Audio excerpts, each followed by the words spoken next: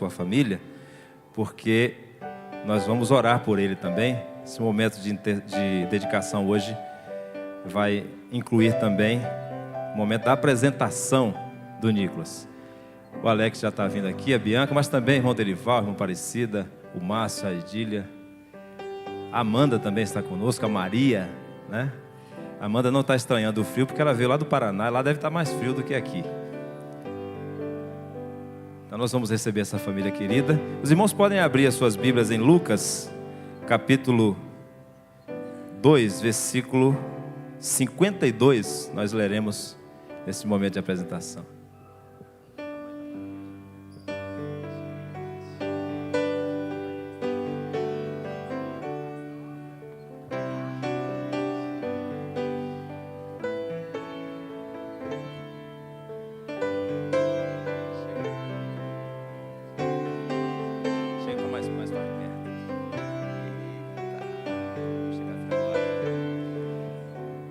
Eu estava pensando, quando eu conversei sobre esse momento com a Bianca, que musicalmente o Nicolas já vai estar bem preparado, né?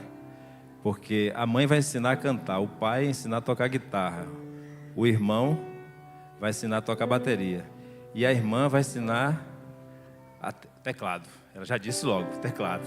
Então, ele já tem uma escola de música em casa. Mas, meus irmãos, a palavra do Senhor nos diz em Lucas capítulo 2, versículo 52. E crescia Jesus em sabedoria, estatura e graça diante de Deus e dos homens. Aqui, Bianca, como você se detém muito ao cuidado com o desenvolvimento das crianças, né? E na sua família nós vemos também o Alex investindo tanto. Jesus é o modelo de um desenvolvimento integral, intelectualmente, crescendo em sabedoria, estatura, fisicamente, mas também em graça, diante de Deus e dos homens, ou seja, espiritualmente, relacionamento com Deus, mas emocionalmente também, o relacionamento uns com os outros. Veja como Jesus, ele é para nós a fonte de tudo, inclusive para os pais, na educação dos seus filhos. Então, a nossa oração nesse momento é para que vocês sejam capacitados por Deus, e existe então fundamento na palavra de Deus para isso. Mas eu quero perguntar a vocês, e também estendo a pergunta a toda a família: vocês se comprometem a educar o Nicolas na graça? E os irmãos se comprometem junto comigo nesse momento a apoiarem essa família na criação, no ensino, na instrução? Louvado seja Deus. Vou pedir ajuda do nosso ministro de música me ajudar com o microfone aqui, porque eu visitei o Nicolas lá, mas ele não era desse tamanho não, meus irmãos. Agora ele está extra G. O dia do nascimento, quando eu fui, foi o dia do nascimento, não foi? Ele era um P, agora é XXG.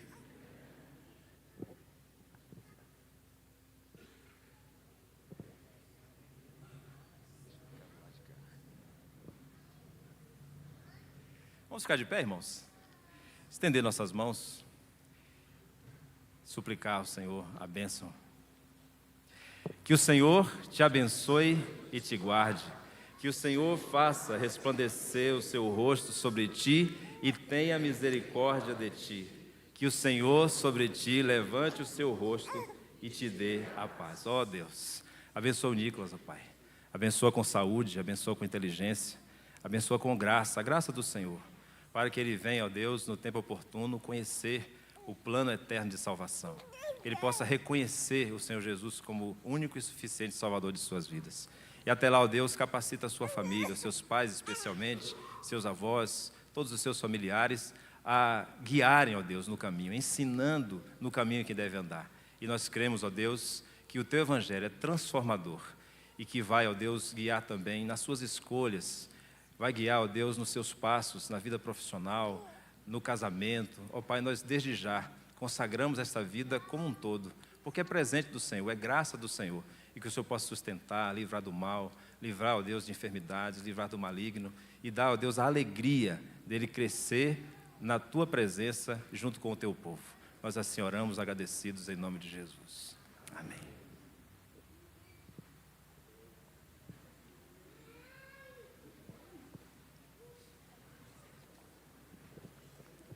irmãos podem se assentar. Nós estamos simbolizando esse momento com o certificado entregue ao Nicolas na data de hoje, para que vocês guardem com recordação esse momento especial. Deus abençoe. Obrigado a toda a família. Deus abençoe. Agora sim, meus irmãos, além do Nicolas, também outras crianças estão nesta casa de oração e poderão continuar na presença do Senhor. Já temos ali a equipe pronta, esperando. E enquanto as crianças se deslocam, tanto na galeria quanto aqui, nós lembramos, meus irmãos, que teremos neste mês, 21 e 22 de julho, uma EBF, uma Escola Bíblica de Férias, que tem como objetivo principal a evangelização de crianças. Não deixe de inscrever o seu filho e também de convidar crianças que estão ao seu alcance.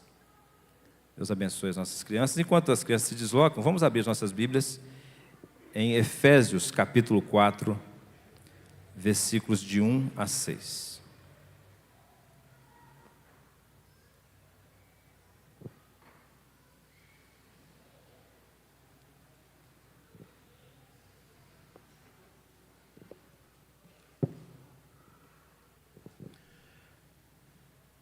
Vamos ficar de pé mais uma vez, só nesse momento da leitura mesmo. Logo após, os irmãos poderão ficar à vontade. Efésios 4,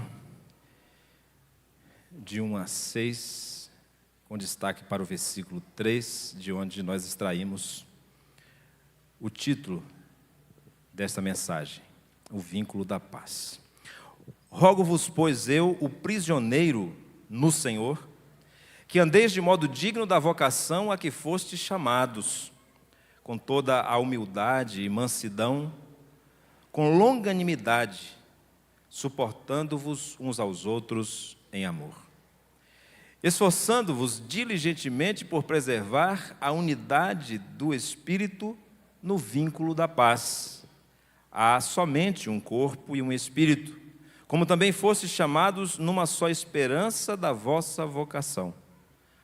Há um só Senhor, uma só fé, um só batismo, um só Deus e Pai de todos, o qual é sobre todos, age por meio de todos e está em todos.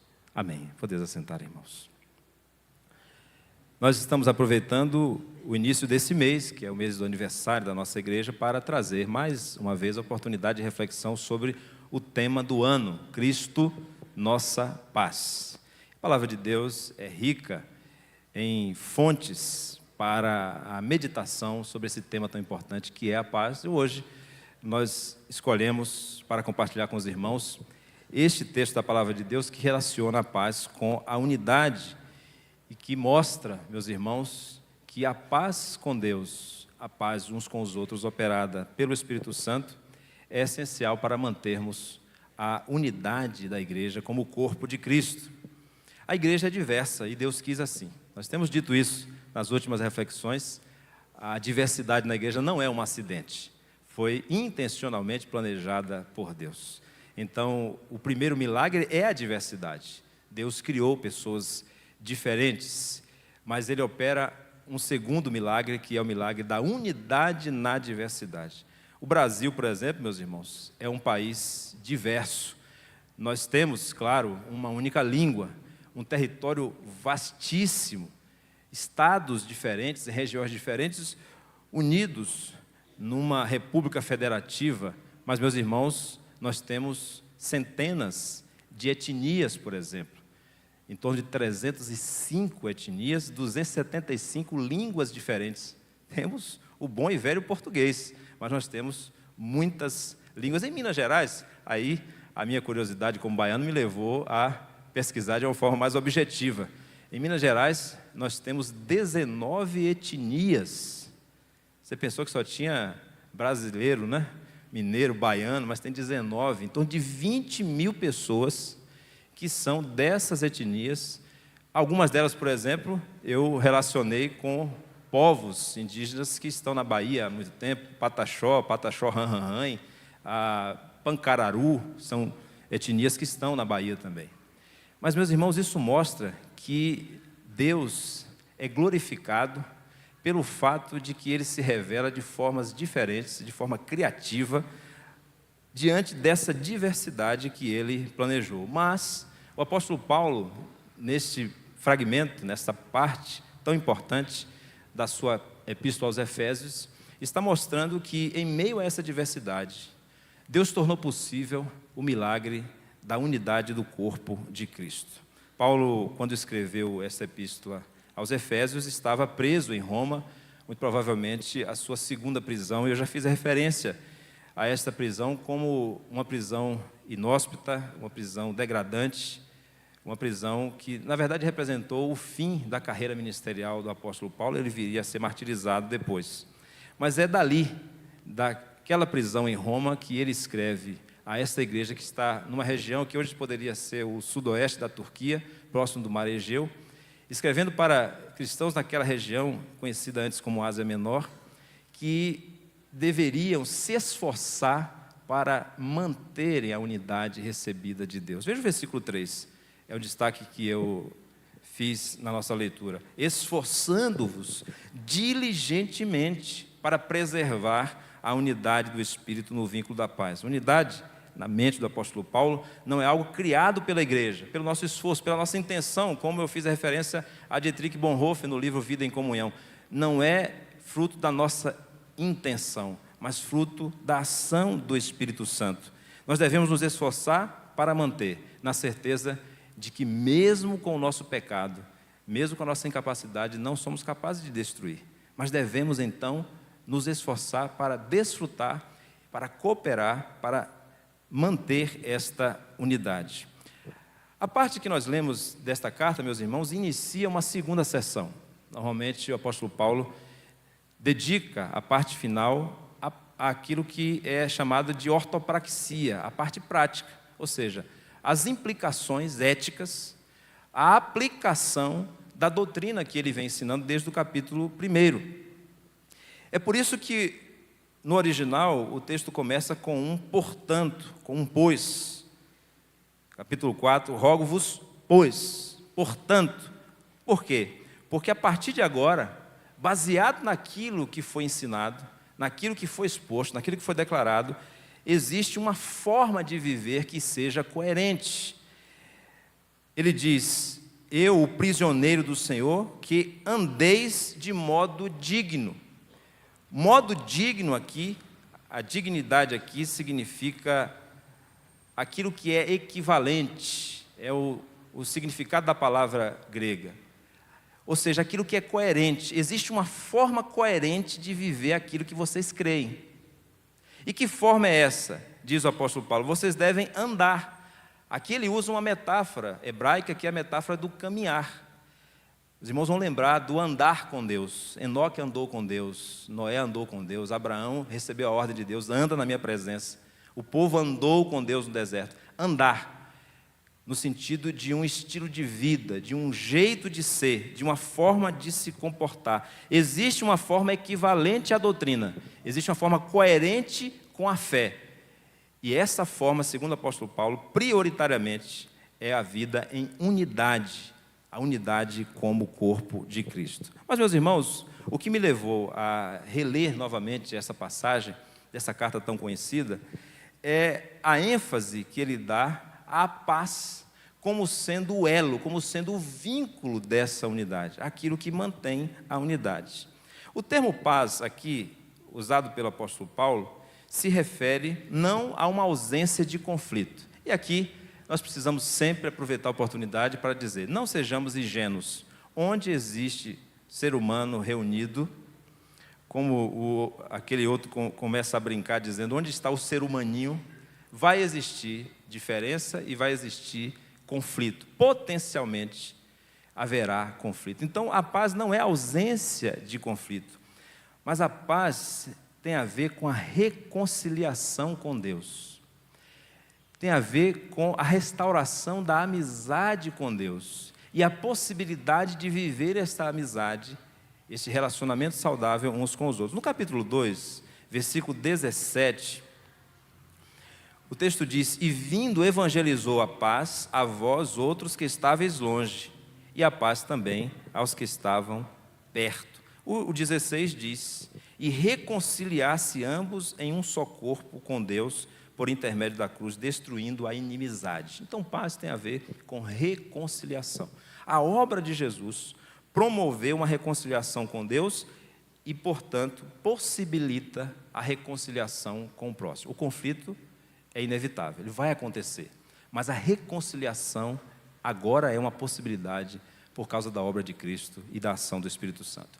Eu registrei aqui a tradução chamada NTLH, nova tradução na linguagem de hoje, porque ela expressa muito bem a ideia desse versículo. Ela diz assim: façam tudo para conservar, por meio da paz que une vocês, a união que o Espírito dá.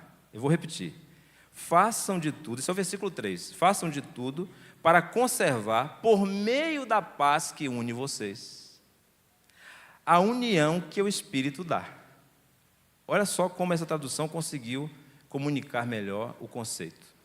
Como é que nós mantemos a unidade que o Espírito nos dá? Nós não criamos a unidade, o Espírito é quem criou em Cristo e Ele nos dá à igreja a possibilidade de ser um corpo. E como é que nós mantemos? Através da paz. O que é que significa paz? Reconciliação.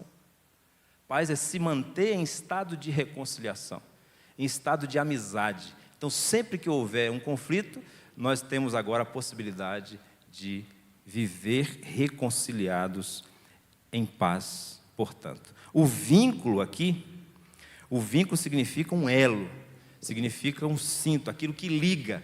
Então, nós devemos o tempo todo agir como pacificadores, vigilantes com relação à paz, e onde houver um conflito, nós devemos buscar, então, a pacificação. Nós devemos intencionalmente promover a paz, porque é a paz no corpo de Cristo que manterá a unidade.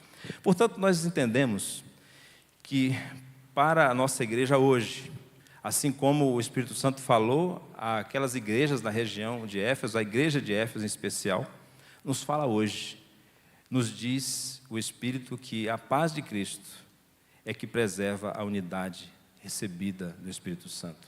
E nós devemos crer nisso e nos comprometermos para viver intencionalmente como o apóstolo Paulo nos adverte.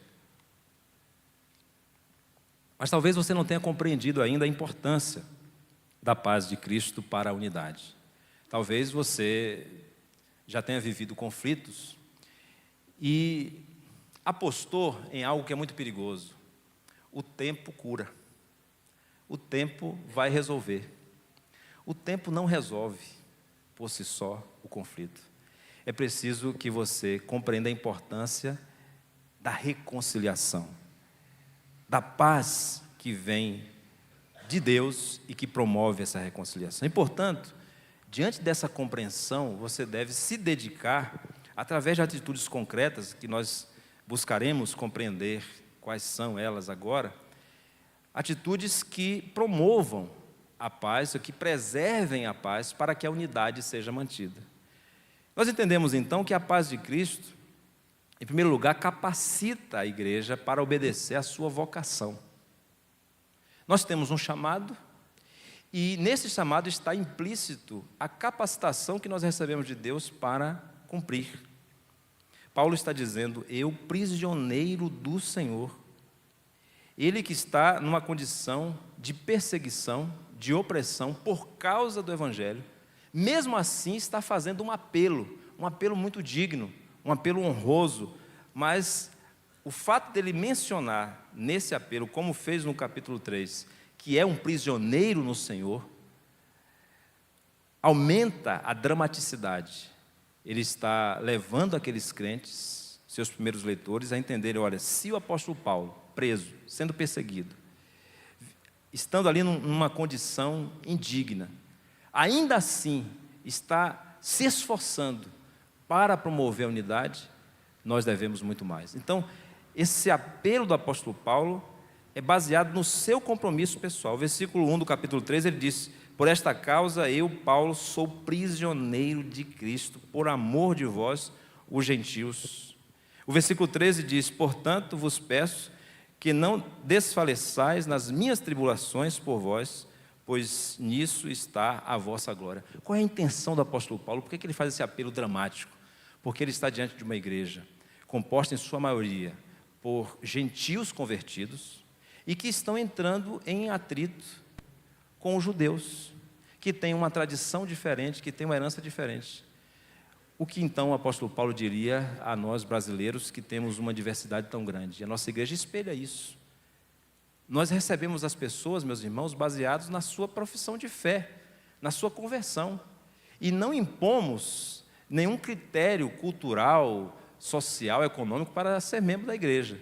Então recebemos ela como ela é, mas ela é diferente daquelas que já estão e diferente daquelas que entrarão depois no corpo local. O Senhor Jesus tinha a mesma visão, orando pelos seus discípulos, eles eram judeus, mas também orando por nós hoje, na oração sacerdotal, no capítulo 17 de João, como escrevi na nossa pastoral dessa semana, o Senhor Jesus estava orando por nós, fazendo também diante de Deus essa invocação para que fosse possível a unidade. Meus irmãos, nós temos uma vocação, e a nossa vocação é para a unidade.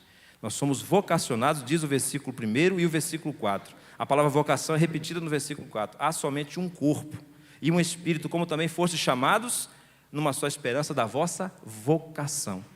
Nós temos um chamamento, nós temos uma ordem do próprio Deus para vivermos em unidade como o corpo de Cristo. Não há opção diante de Deus para vivermos a vida cristã individualmente, para vivermos a nossa fé separados uns dos outros. E nós temos um grande desafio, porque vejam, meus irmãos, que se numa igreja local nós já temos essas diferenças e essas barreiras, imaginem quando nós pensamos o corpo de Cristo em toda a terra. Os irmãos já perceberam que ao final de cada celebração, nós reservamos um momento para uma oração que intitulamos Bênção Apostólica, e essa bênção de Deus é rogada sobre a igreja local, mas sobre todo o povo de Deus que se reúne na face da terra. E como nós cantamos hoje, multidões estarão diante do Cordeiro. Se aqui nós já temos o desafio, quando as nossas diferenças não passam, às vezes, de um perfil de personalidade, de um histórico familiar, quanto mais a diferença cultural, das línguas, de etnias diferentes, todas diante do Senhor. É claro que a fragmentação do povo de Deus em várias denominações sempre deve nos levar a essa reflexão. Nós não podemos considerar todos que se dizem evangélicos como se evangélicos realmente fossem. Mas, meus irmãos, existe aquilo que é comum e que nos une como o corpo de Cristo. Como é que nós poderíamos identificar, então, aquela pessoa que de fato é membro do corpo de Cristo? Porque aqui nós temos na igreja um rol de membros, mas esse rol de membros não é o livro da vida.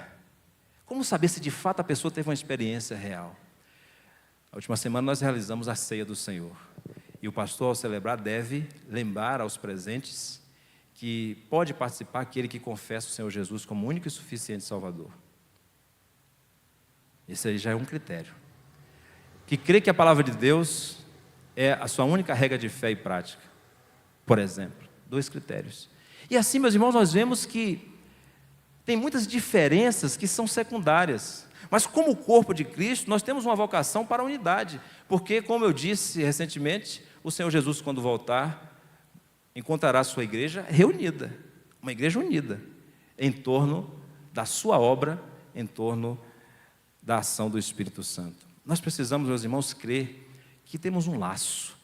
Temos um laço que nos capacita, dado pelo próprio Deus. Somos envolvidos pela obra do Espírito Santo e precisamos crer que temos a vocação para a unidade. Ou seja, isso implica no fato de que você não deve se acomodar na posição onde você está, na ofensa que você sofreu, no constrangimento pelo qual você passou. Porque você tem um chamado, você tem uma vocação para a unidade. E é através do vínculo da paz, da reconciliação, que essa unidade será mantida. Eu estava perguntando à Ana ontem um detalhe sobre algo que ela sempre conta na sua infância sobre o seu pai, o seu Vivaldo. Nós chamamos de Vardo.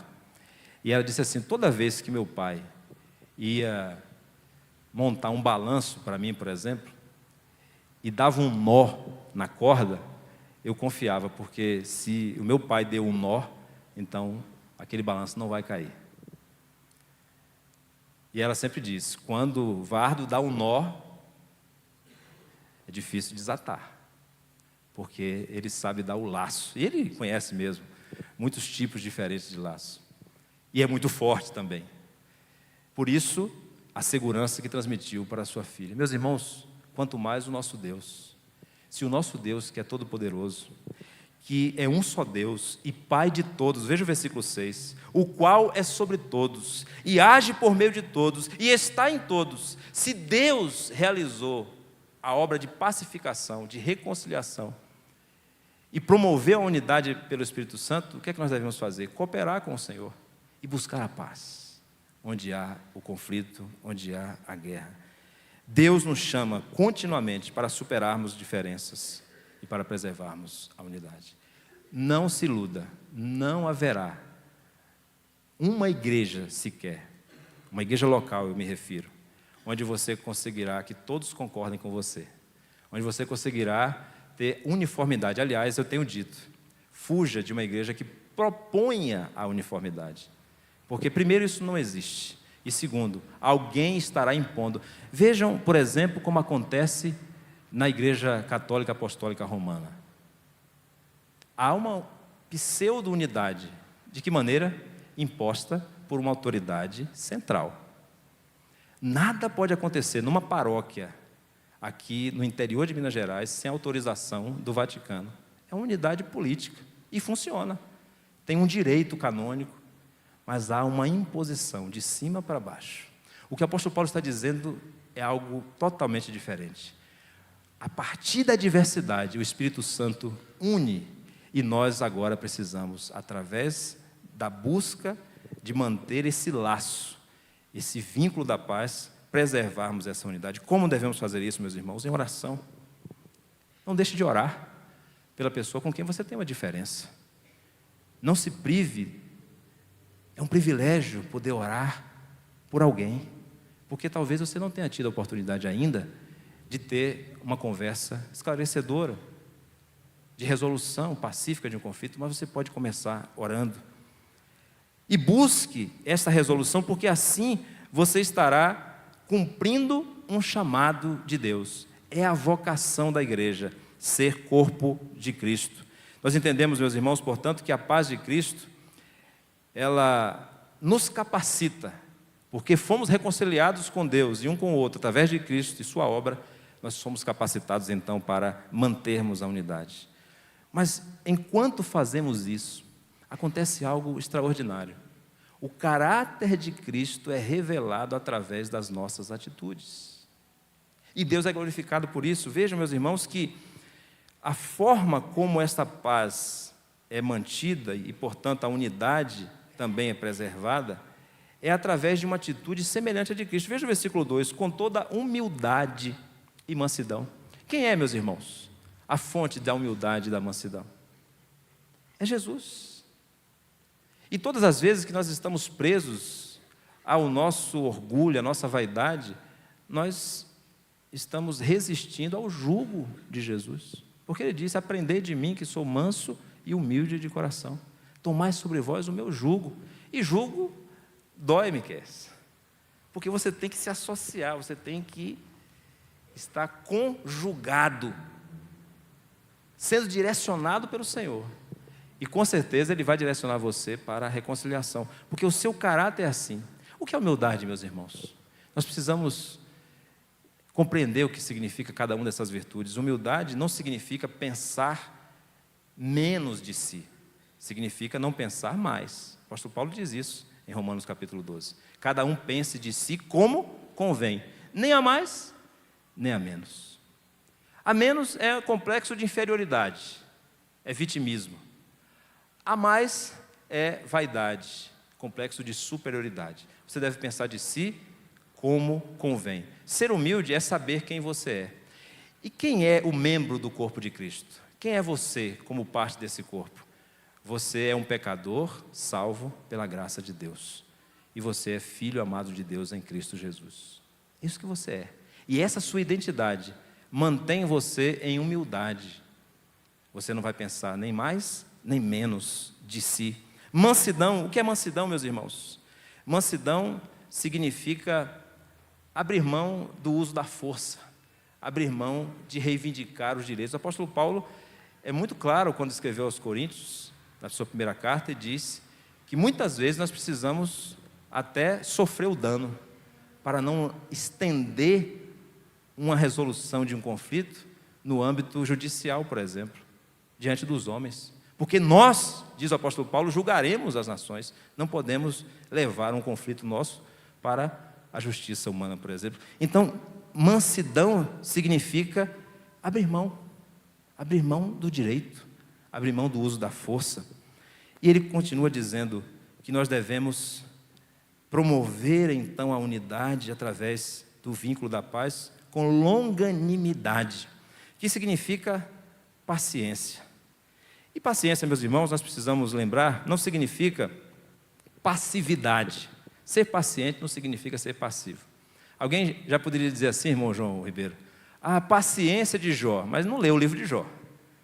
Não leu, porque Jó não foi essa pessoa assim, né, serena o tempo todo, né, essa pessoa tranquila. Não, paciência significa resistência, significa perseverança. Então, a longanimidade aqui, ter longo ânimo, significa ser capaz de suportar, por exemplo, a oposição, a injúria, a mentira. William Barclay, quando define essa palavra, que é muito importante no Novo Testamento, porque também é atribuída a Deus, a longanimidade de Deus, como o apóstolo Pedro diz em sua segunda carta, ele diz assim que macrotímia, que é a palavra para paciência ou longanimidade, é o espírito que suporta insultos e injúrias sem amargura e sem reclamar. Diz Barclay, é o espírito que suporta a pura tolice dos homens sem se irritar. É o espírito que pode suportar as pessoas desagradáveis com graça e os tolos sem reclamar. Com longanimidade. Aí vem a continuação. Suportando-vos uns aos outros em amor. Meus irmãos, quem suportou mais a humanidade do que o Senhor Jesus? Suportou a incompreensão dos seus discípulos. Foi incompreendido pelos seus discípulos. Suportou a rejeição, o abandono. Suportou a oposição, tanto dos judeus quanto dos romanos. Suportou a perseguição, suportou a morte, sem merecer, em nosso lugar. Então, quando nós cumprimos essa nossa vocação para a unidade, crendo que o Senhor nos capacita, durante esse caminhar, durante esse modo de andar, de ser, nós passamos a desenvolver as qualidades do caráter de Cristo e assim louvamos ao Senhor. Por isso nós devemos nos esforçar diligentemente, porque este esforço nos levará a alcançar a virtude. Não existe virtude sem esforço. E aqui eu sempre faço uma diferenciação. Meu cacuete de professor não me permite passar sem lembrar. Nós não temos mérito diante de Deus, porque o único mérito aceito por Deus é do seu próprio Filho. Mas esforço é exigido na obediência aos mandamentos, na busca da santificação. Então, nós precisamos entender, e eu gosto de repetir isso, que o Gerson Borges explica melhor, mas ele explica melhor do que eu, porque ele explica cantando, né? Ele diz assim, graça não é o contrário de esforço, é o contrário de mérito. Na salvação e na santificação, na vida com Deus, não temos mérito algum, mas esforço, devemos empenhar todo o nosso esforço. E a virtude, Natan, a virtude, ou seja, a semelhança com Cristo, vem em consequência do esforço. Lembra da ilustração da ostra e da pérola? É através da dor, é através de suportar a oposição, a ferida, que a nossa alma, então, cresce na semelhança ao Senhor. Precisamos lembrar, meus irmãos, que esse elo, que é a paz, é muito frágil, porque não é artificial, porque não é imposto, porque não é de cima para baixo. É um elo muito frágil, porque depende de cada um. Vejam como a obra de Deus, Rogério, é perfeita. Ele realiza tudo e nos entrega uma obra completa, para que nós possamos manter através da nossa atitude, através do nosso esforço, da nossa busca. Por isso que nós sempre vamos oscilar, por isso que às vezes nós vamos cair, por isso que a igreja muitas vezes sofre por conflitos, e depois que acontece a gente pensa assim, meu Deus, Como é que isso pode acontecer? Por tão pouco? Porque é muito frágil mesmo, e por isso depende de uma vigilância, depende de uma atitude constante de dependência do Senhor. Por último, meus irmãos, a paz de Cristo, que preserva a unidade do corpo de Cristo na terra, é um testemunho da obra do Espírito Santo, da ação do Espírito na vida da igreja, um testemunho diante do mundo. Vejam o que o versículo 4 diz: um só corpo e um só Espírito. Um só corpo, a parte visível, a igreja local. O que nós podemos ver, essa igreja militante, pecadora, essa igreja que muitas vezes perde a paz entre os irmãos e que precisa da reconciliação, mas uma parte invisível, que é a ação do Espírito Santo, restaurando os relacionamentos, capacitando para sermos semelhantes a Jesus. E assim, o Espírito Santo age através da igreja e nós testemunhamos no mundo. O mundo precisa, meus irmãos, de um exemplo. O mundo precisa desse testemunho de que é possível viver reconciliado com Deus e uns com os outros. E é por isso que nós devemos buscar a unidade no vínculo da paz.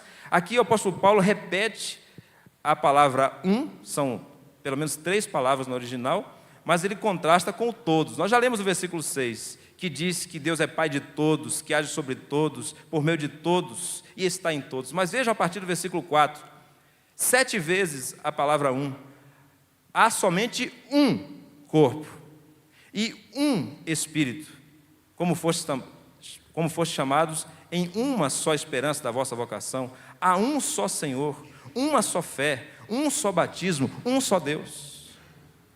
Então, a ênfase aqui, nesse cétuplo é de que isso é um milagre, meus irmãos, operado pelo Espírito Santo.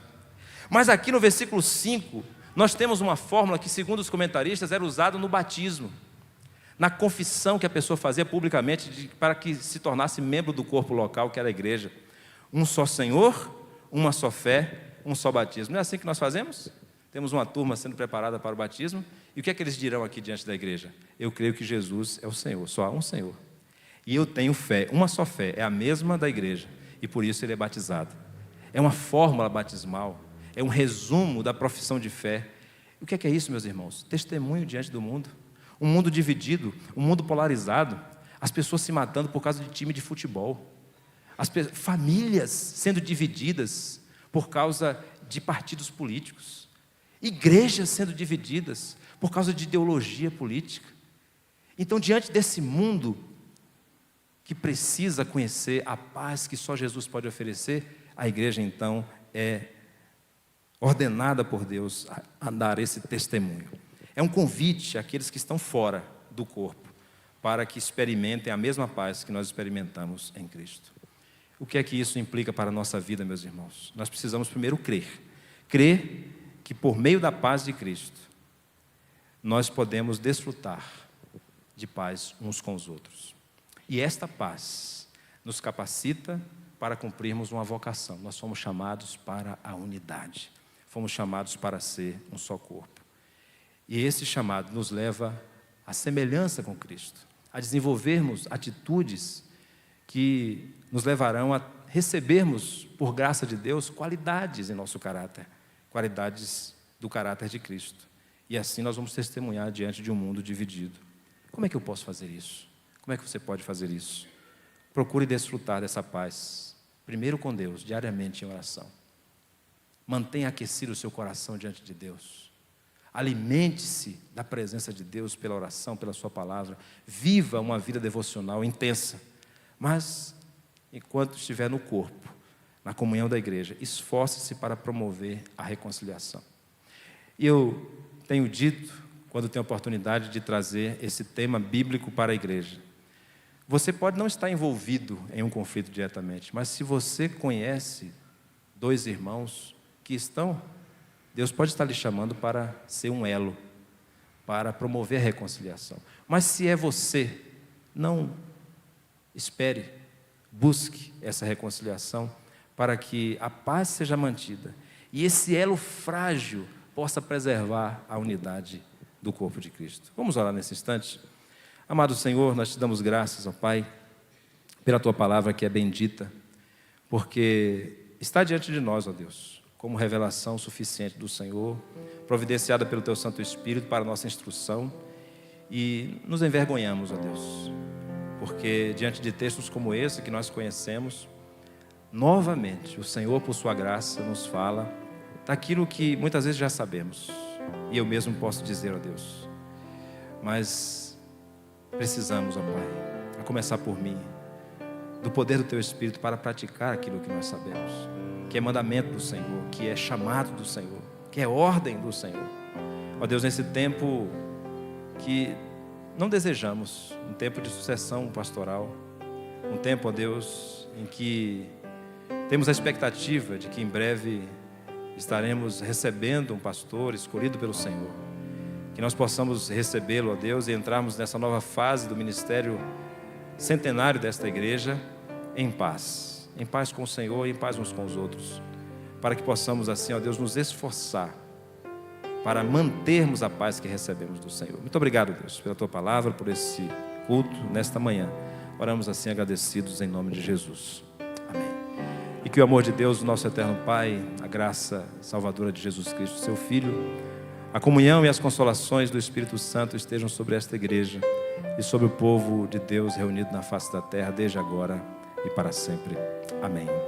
Louvado seja Deus. Nós queremos agradecer mais uma vez a presença de todos, também daqueles que nos acompanham na transmissão deste culto. Você nos visita pela primeira vez? Temos alguém aqui que nos visita pela primeira vez? Deixa eu identificar aqui. Temos sim. E aos nossos visitantes, nós queremos dizer, sejam bem-vindos em nome de Jesus e voltem sempre.